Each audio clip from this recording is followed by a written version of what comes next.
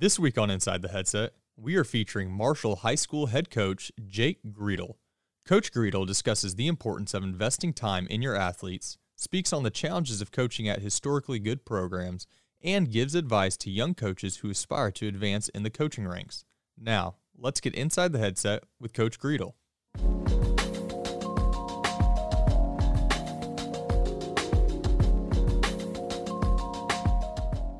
Coach, thanks so much for joining us today. How are you? I'm doing well, man. I appreciate you having me on. I listen to this stuff every week. This is a great podcast, and just happy to be on it. It's good stuff. No doubt, man. Well, obviously the guests make it special, and this sport is so awesome because you can just get literally anybody on the podcast, and then we all just have these very unique stories that always come together on how we got to places, got to where we are, and I appreciate you sharing yours, man. And before we kind of get into maybe some of your more personal stuff, I do want to talk about your coaching style, okay? If anybody keeps up with you on social media or ever seen you interact with your staff or players, it's very easy to see that you have a style of humility and service to others, and specifically your staff and players. What do you attribute that style to? You've had quite a few stops along the way, coached for some very, very good coaches, had a good playing career up in Nebraska. Where did you pick this style up, and how have you seen it impact your program? Yeah, that's a great question. I've been very, very, very fortunate at this age to have some great mentor coaches that kind of took me under their wing and allowed me to not maybe make some of the egotistical mistakes that some young coaches can fall into the trap of. And so, being under, Hank Carter's coaching ability and his talent at Lake Travis, he kind of instilled a lot of that into me, playing in programs that were good programs and bad programs. You kind of learn the do's and don'ts and to find the value in the what not to do's as well. But ultimately, I think through the 10, 11 years of coaching, it comes down to service. It comes down to finding those coaches, that take care of their staff, that take care of their players, and just seeing how much more attractive those jobs then become. And so wanted to kind of emulate that, wanted to kind of be that guy that can have his feet where they are. Not necessarily looking for the next job or the next best coach, but taking the coaches that we have and doing my best to instill in them some of the things that I've been taught, but also trying to learn from them things that they know that they've been taught that can help me become a better head coach, a better athletic director. Because I think that's extremely valuable. And so ultimately, I think just kind of the experiences that I've been in, it's really fun to work for coaches that do it the right way, that take care of their kids, that take care of their staff, and truly understand that when you do that, winning is going to take care of itself, and not prioritize winning and then taking care of your kids and then taking care of your staff, but understand that, that coach-to-coach relationship, that player-to-coach, coach-to-player relationship is what ultimately is going to lead to winning. And so once you see that and been a part of programs like that, there's really no other way to do it, I think. Absolutely. I think one of the things that, even myself here as a host of podcasts, I don't spend a ton of time talking about the coach-to-coach relationship. Oftentimes I get maybe two guys that have coached with each other, and we kind of bridge the gap. Hey, we were best friends when we were on the staff together. We always went fishing, something like that. But we never really talk about that day-to-day, sitting there next to this guy year-round, next to these other 9 guys year-round. And, we all played college football or play high school level football to some varying degree of success, and we all have some type of ego, and I'm sure we've all sat on the staff at one point in time where those egos can get in the way and cause issues. And so I think it's very important that you kind of highlighted that, as we've all experienced, maybe some of those uncomfortable meetings when staff members aren't getting along. There's so much life that happens in a football office or in your field house that no one ever really knows about and don't need to know about. Absolutely. There's so many conversations, so much life experience that happens outside the lines of the X's and O's, and having those coaches around you that you can learn from, having those coaches that can walk in, having those seasoned mentored coaches on your staff that can walk into your office, close the door, and not really care how you're about to receive the information that they're going to give you, but they know based off their experience, hey, he needs to hear this, so I'm going to tell him straightforward, and I'm going to let his feelings take care of themselves. Yeah. That stuff is so important. Yeah.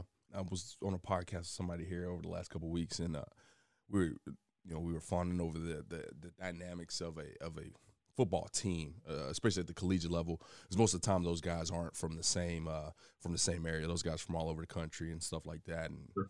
different creeds, different walks of life. And we kind of just skipped over, like, the coaching staffs are like that as well, and it's very important that you do have the old guy with a ton of experience that can come in and drop that knowledge. The young guy that's going to be energetic but has a lot to learn. It's Sure. it's that dynamic that's awesome to put together, man. Now, you recently tweeted that the coaches must match their high expectations that they set for their athletes in the summer.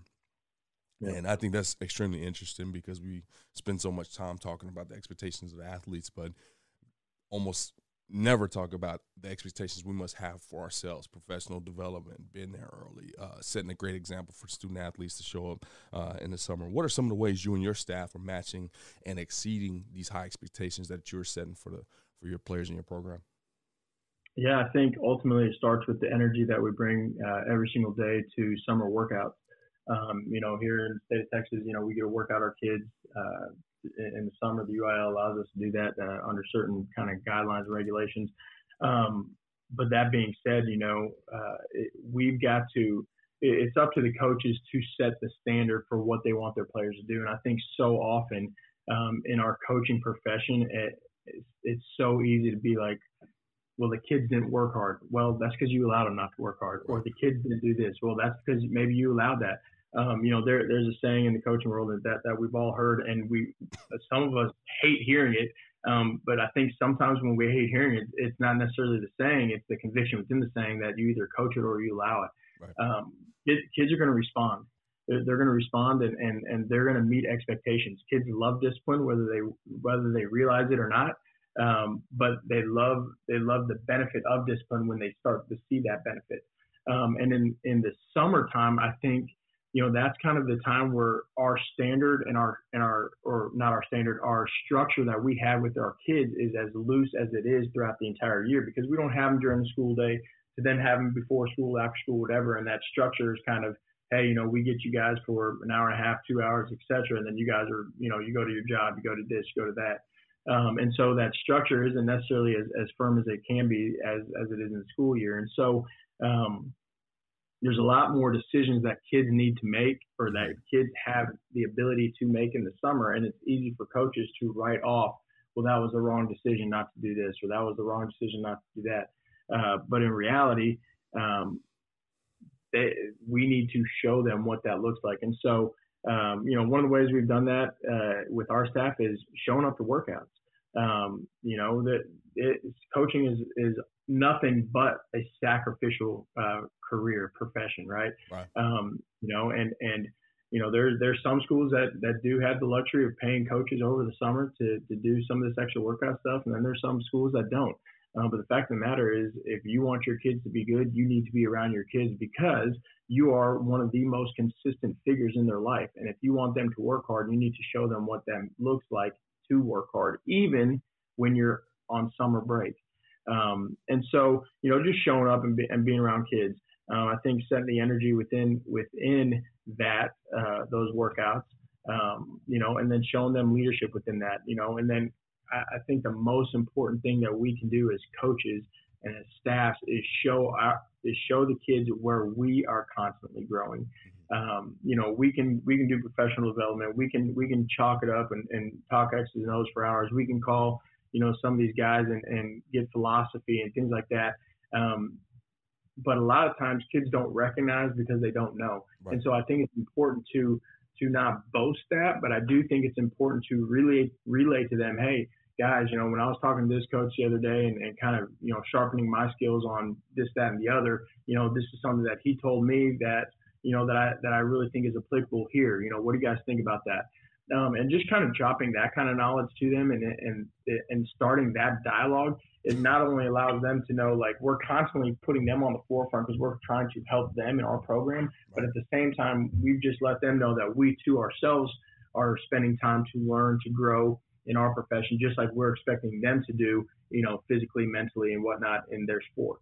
Yeah, I think that's a tremendous point to relay that message to the student athletes, because I don't know. I don't think student athletes have changed that much since I've coached, but the locus of control, you mentioned it earlier. When we don't have a good season as the coach, you're like, oh, they didn't work hard this summer. And Right. on the flip side of that, those kids are like, oh man, we our coaches, we need better coaches. And it's always this struggle of pass and blame, and it's the staffs and the student athletes that recognize, hey, I know my coach was in 35 under 35. Like he's one of the best and brightest in the country. This dude, drove over to Dallas and sat down at X high school and found out a better way to run inside zone. I feel confident about that. And likewise with your student athletes, man, my kids showed up every single day and had the same energy that we have. And I think that just passing that energy back and forth is so different in programs, successful or not. I mean, I just think that just really, really grows that mutual respect between the players and coaches. And showing them the big picture, Right. and it's how do you look at a kid in September when it really begins to matter, and you're getting on them because you didn't show up to these summer workouts, and they can look at you and say, well, neither did you. Yeah, exactly right. Right. I mean, that's undefendable as a coach. Right. If you want growth, you need to be around your kids. Yeah. And so I think it's important to do that, and it's also important to know, and some of these strength conditioning coordinators are so great at it. Truly understand, like, everybody needs a break. Get away. This week our kids are gone. They're not coming in. I don't want them coming up here to throw. I want them to go be kids, go do whatever they need to do. Yep. And I expect our coaches to do the same. But you've got to build that stuff in so that you have that outlet. Right. But that way, when you need to be present, you're fresh and you can be present on both sides of the aisle, both the player and the coach. Absolutely. Well, Coach, you had the opportunity to spend some time at two historically good programs in the state of Texas, at Lake Travis and where you are now here in Marshall. What have been a few of the challenges of coaching, especially in a the mecca of high school football, the state of Texas, and like I said, some of these powerhouse programs where parents are involved, the community is involved. You drive through these towns on Friday nights and the lights are off, everything's shut down, they're all packing that stadium, and your play calls are under scrutiny, your decision-making is under scrutiny. What are some of the challenges and opportunities that come with coaching in these places with that very rich history? That's a great question. I can remember my first year at Lake Travis. It was 2013. And I just left Bernie High School. I was there for a year. I actually coached with your brother Chris there. Yep. He was the defense coordinator at the time. And so, I just left Bernie and kind of got into this prestigious, nationwide kind of known program. I was 23 years old, coaching wide receivers, and thought I knew everything, right? And we go play in the state semifinal game against Cedar Hill. And that was the year that they had McMillan at quarterback. They had a defensive end that went to Northwestern. I mean, they had dudes everywhere. We ended up getting beat that game in the semifinals. They go on and beat Katy High School in the next week in the state championship game. And but anyway, I'm sitting here thinking, oh my gosh, we just played 5 rounds deep in the highest qualification of football in the state of Texas. Like, this is awesome, our highest classification. And I remember there was a set of parents that I had for one of our senior players, and they came up to me after that loss in the semifinals and said, well, it's not what we were expecting this year, but, it's still a pretty good year. And I remember sitting there thinking, we just played in the state semifinals in the highest classification in the state of Texas, might as well be the nation. Right. And we lose by 9 points, and this isn't what you expected. And but it was that moment that I realized, like, wow, this place is for real. Yeah. There's incredible coaches in this state that go their entire career that don't make it to the third round of playoffs. I know. When you're at a place like that, the first thing that it does is it creates such a high level of accountability for the coach, and it creates ultimately this competitive aspect of, I'm not only competing against the other team or the other coaches on the other sideline, I'm competing against the mentality that we must not fail. Because that's the culture that these communities put on you. In Marshall, Texas, every year we're expected to go compete for a state championship. We haven't won one since 1990. We played, Rodney Southern did a great job when he was here in 2004 and 2005, and they played for 2 back-to-back. They got runner-up both years. But the expectation is that every year we are in the mix. But as a coach, I love that. Yeah. There's years that we have those athletes and those capabilities to do that, and then there's years that we don't. But the fact of the matter is that doesn't change the standard. Right. And even though there's times where those standards can be unattainable, it creates an amount of accountability on our coaches to be the best we can be, which then in essence, if we're the best we can be, we should be getting the best out of our kids.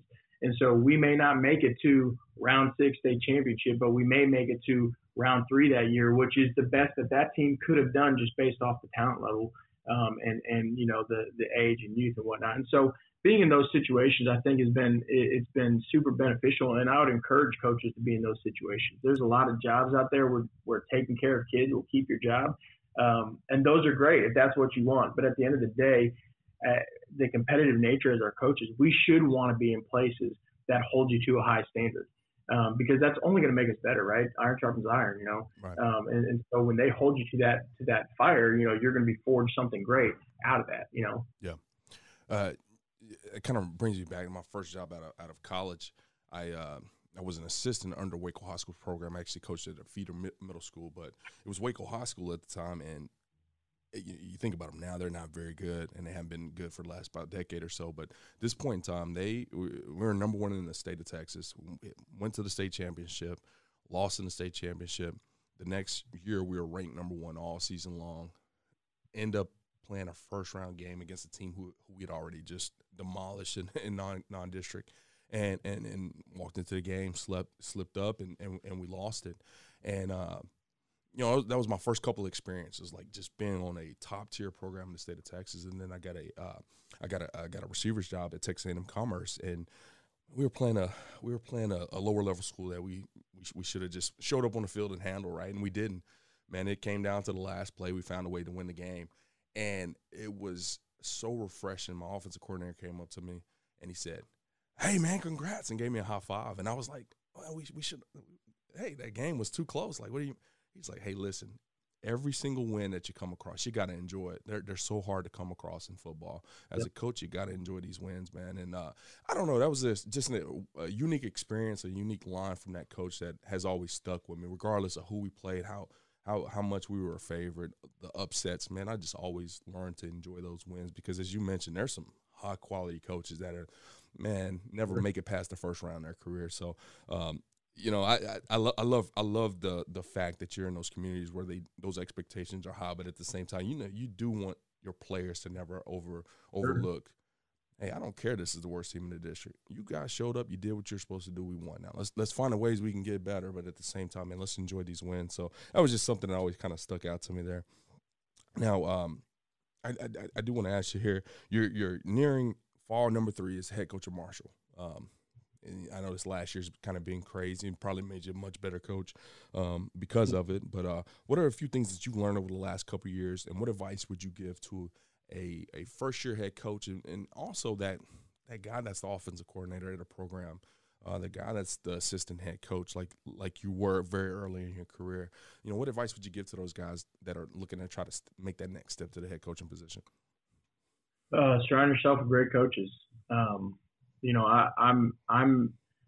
this seat because of the network that I kept. I'm in this seat because of some great mentors that allowed me, to get my foot into certain doors. And like a lot of them will tell me, we helped you get your foot in the door, but you got the job, you earned the job type thing.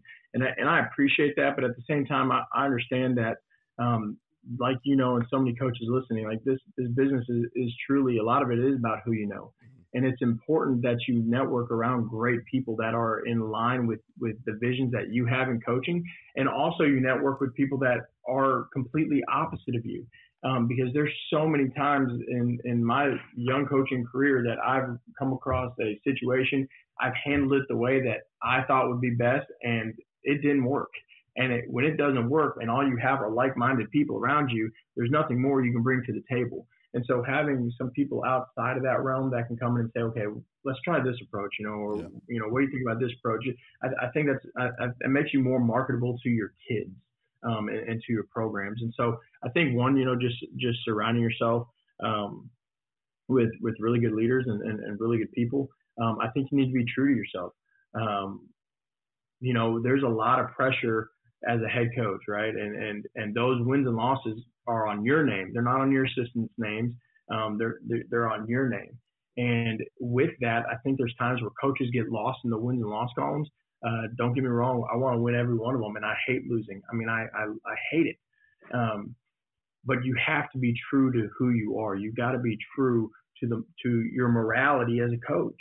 And there's been times where I've gotten lost in, well, I'm going to play this player even though maybe they're not in line with what the program needs because I'm chasing this win. And the moment you do that is the moment you lose yourself as a coach. And fortunately, I've had good coaches come into the office, close the door, and say, "What are you doing? Are you chasing a win or are you trying to build a program?" I think building a team and building a program are two very different things. There's a lot of coaches that can go out there and build teams that can get them to the next year. But when you build a program, you set that standard of discipline, you set that standard of excellence of what that is. And that may mean that you lose some people because the standard is the standard. And that's what I would say to young coaches. Never chase wins that are going to make you sacrifice who you want to be as a coach. Because once you do that one time, you'll lose the trust of the kids that are completely bought in. They'll look at you and say, you've been doing this, this, and this, and now all of a sudden you went this direction. How can we trust you when we've been buying into everything you've been giving us, yet you're chasing a win rather than chasing the work that we've been putting in? And I think that's so important. Normally I have a follow-up, but I don't think there's much to follow up with that. I mean, that's 100%. That's just real talk. I mean, I've actually had a conversation with a close buddy of mine who is at a smaller school in the state of Texas, and unfortunately, when you only have one or two of those quote-unquote guys in those type of programs, you really get faced with, do I do it? This is my guy. If he's not playing, I mean, this becomes tough, but he's not doing what's in line with the program. And, we had a real heart-to-heart about that, man, and he was struggling with the decision. So I'm definitely going to make sure he listens to that as a young head coach. Now, before we close up here, you've put yourself in a class of, very elite coaches across the country, all right? Not by, not saying if you're not on this list, you're not an elite coach, but you're a member of the AFCA class of 2021, 35 under 35, and obviously we didn't get the opportunity to meet this year, but we're going to meet at this next convention here in San Antonio. Why, as a high school coach in East Texas, did you find it important to go and apply for this opportunity, and what has the honor been accepted into this class meant to you? Yeah, first and foremost, it's an unbelievable honor to kind of be accepted into this program. But to answer your first question, I think it's because this is just another avenue of growth. I think as young coaches, and because I've done it, I'm not speaking on anything of whims. I'm speaking on conviction, right? As young coaches, it's so easy to fall into the trap of I may be the next big thing. Look, I'm this age and I've gotten this opportunity, and that this game will humble you really, really quick. That's right. Because so will those coaches on the other sideline because they don't care. They're going to put points on the board and I think it's just another avenue of growth. It was a way to surround myself with other young men that in this profession that are striving to be great. I've been very fortunate to have friends like, Justin Stepp and Scotty Waldman and guys like that who have been in the program before. And those guys are like, man, you really need to do this. The networking that it brings, the learning environment that it brings, the constant, ultimately what it comes down to, the accountability that it brings to people in your class, and it just creates this energy for you moving forward. And so when I really started looking into it, I decided, this is something that I want to do. I still have a ton of growth. There's so many things. I mean, there's coaches out there that have forgotten more football than I've even learned, right? And so, it's important to constantly be growing, because the moment you're not growing is the moment you're getting beat, is the moment that you're staying stagnant. And if you're staying stagnant, someone's catching you. Yeah. Or at least that's the way that I look at it. And so, being a part of the AFCA 35 under 35, that's going to give me an opportunity to go meet with these other young coaches, go meet with some of these older coaches that can become mentors to me, that can pour into me so that I can pour into others. And I think that's really important, because at the end of the day, as head coaches, and this is something that I've realized, even in the 2.5 years that I've done this, if you do it the right way, you're constantly serving, right? That's what this profession is all about, is service, right? And so we're constantly taking our cup and pouring into others. But if you don't have the people to pour into you, then you have nothing to pour into others. And so AFCA 35 under 35 is a way for me to surround myself with a bunch of other people that can help pour into my cup. I can help pour into them. There's mentors within the program that can pour into me, so that I'm filled, so that I can go help fill others. And I think ultimately that was the really encouraging side of it, is just this brotherhood within coaching. It's just another small clique within the brotherhood of coaching that can create accountability and create some energy, and create the wisdom to give to those underneath you that you work with, your players, etc. And so really excited about the opportunity, really excited about the 2022 convention, to get with those guys and just kind of learn as much as I can. Coach, we can't wait to have you there, man. Extremely proud to be associated with you, especially from that standpoint of that elite class and that elite program that we're putting together. So thanks again. Before I let you go, if you don't mind dropping your Twitter account so coaches can keep up with your story, follow what's going on in Old Marshall, Texas, and reach out to you and ask questions if they got them. Yeah, so it's at JGriedel, JGriedl. Follow me. I'll follow you back. Love to hear some ideas from you guys. Constantly looking for avenues to grow, because God knows I need it. So, Mario, I appreciate you having me on here, man. I really do. No doubt, Coach. Well, we appreciate you. We'll make sure to link that Twitter account in your show notes so coaches can easily find you. Thanks again, Coach. Thank you. Thanks for listening to this week's episode of Inside the Headset. If you heard anything on this episode that you would like to learn more information about, head over to afcapodcast.com, where you can find every episode and all of the corresponding show notes. While you're there, take a second to rate, review, and subscribe to the podcast. If you have any questions, comments, or suggestions for the show, please let us know by sending an email to podcast@afca.com. Make sure to follow the podcast on Twitter at Inside the Headset and tag it when you share each episode. You can stay up to date with all things AFCA by following the @WeAreAFCA Twitter account. Every episode of Inside the Headset can also be found on your favorite audio streaming platforms such as Spotify, Apple Podcasts, and YouTube. If you are not currently a member of the AFCA, be sure to find us online at afca.com and apply to join over 10,000 NFL, college, and high school coaches from around the country who are striving to be the best they can be. With an AFCA membership, you gain invaluable access to the annual AFCA convention, the bi-monthly magazine, and the new and improved digital library, which contains thousands of videos and articles contributed by hundreds of current and former football coaches.